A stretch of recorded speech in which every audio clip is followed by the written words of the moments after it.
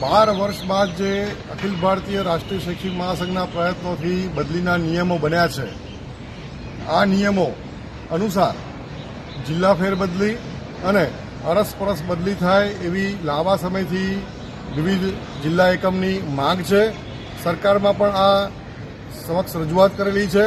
સરકારે એમાં હકારાત્મક જવાબ આપેલ, પણ તારીખનું શિડ્યુલ જાહેર કરેલ નથી. જ્યારે પણ સરકારમાં જઈએ એ વખતે એવું કહેવામાં આવે કે આચારસંહિતા પૂરી થાય ત્યારબાદ શિડ્યુલ જાહેર થશે, અથવા તો માધ્યમિક શિક્ષણ બોર્ડની પરીક્ષાઓ પૂર્ણ થતાં આ શિડ્યુલ જાહેર થશે. પણ કમનસીબી એ છે કે આ શિડ્યુલ હજી આજ દિન સુધી જાહેર થયેલ નથી. આથી સમગ્ર ગુજરાતના એચટાટ સંવર્ગના આચાર્યોમાં આક્રોશની લાગણી છે અને આ લાગણીને જોતા રાજ્ય કારોબારીએ આજે સર્વાનુમતે એવો નિર્ણય કર્યો છે કે સમગ્ર ગુજરાતની અંદર આ અંગે આંદોલન ચલાવવું અને આંદોલન અન્વયે આગામી બુધવાર તારીખ 26મી માર્ચના રોજ સમગ્ર ગુજરાતના શિક્ષકો સોશિયલ મીડિયા આંદોલન ચલાવશે અને 29મી માર્ચ શનિવારના રોજ જિલ્લા કેન્દ્ર પર કલેક્ટરશ્રીને મુખ્યમંત્રીને સંબોધીને આવેદનપત્ર આપશે.